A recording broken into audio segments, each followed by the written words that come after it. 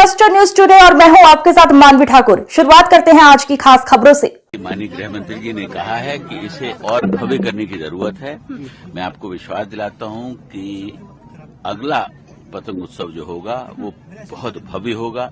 देश के कोने कोने से यहां पर लोग आएंगे, उनको बुलाया जाएगा और इंटरनेशनल काइटिस्ट जो हैं, जो दुनिया में बड़े बड़े काइटिस्ट हैं, उनको भी यहां बुलाया जाएगा और अगला प्रोग्राम जो है बहुत ही भव्य होने वाला है।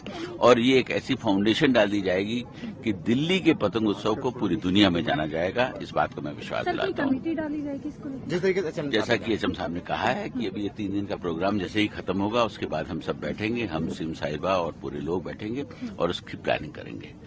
मैं विश्वास दिलाता हूं कि जो उन्होंने अपनी इच्छा जाहिर करी है उसको हम भव्य तरीके से करेंगे। ये प्रधानमंत्री जी का सपना है कि जो काइट फेस्टिवल है, जो उन्होंने गुजरात में जिसकी शुरुआत करी, मैंने कहा भी था, एक मुश्किल से 10 या 12 करोड़ रुपए का एक जो है प्रोजेक्ट हुआ करता था पूरे साल का, जो आज 600 करोड़ से ऊपर का हो गया है।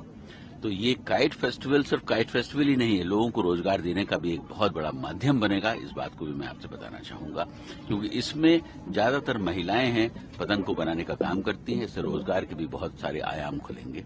आने वाले समय में इस तरीके के प्रोग्राम और भी किए जाएंगे, जिससे कि दिल्ली जो कल्चरल हब है हमारा, जो फेस्टिवल का हब होना चाहिए था, उसको हम दोबारा उसी पर स्तर पर लाने की कोशिश करेंगे। की उपलब्धियों पर भी एक बार जरूर आपसे जानना चाहेंगे। उन्होंने भी बांसेरा का भी जिक्र किया, आपने भी बांसेरा का जिक्र किया और हमने हाल ही में देखा कि कई तरह की एक्टिविटी एयर बलून, सो आपके माध्यम से शुरुआत उसकी भी की गई। देखिए, बांसेरा आज से करीब 3 साल पहले, 3 साल से कम पहले जो है इसकी शुरुआत की गई थी बनाने की।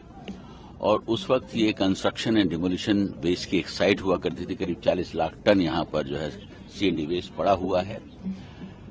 जब मैंने इसकी कल्पना की थी तो मुझे याद है कि बहुत सारे लोगों ने कहा था कि ये संभव नहीं है। ये भी कहा गया था कि बांस दिल्ली का पौधा नहीं है, यहाँ पर नहीं लग सकता है और शायद पैसे वेस्ट होंगे। लेकिन मेरा रिजॉल्व था कि नहीं, मुझे करना है, क्योंकि मैंने इस तरीके के प्रयोग इसके पहले किए हुए हैं। राजस्थान के उन इलाकों में किए हुए थे जहां बंजर था, तो किया गया प्रयोग बहुत सफल हुआ है।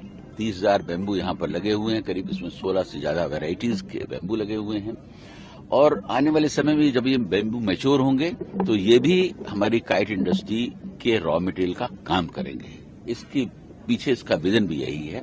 धीरे धीरे बैम्बूस को काटा भी जाता है और उससे उसकी ग्रोथ भी बढ़ती है।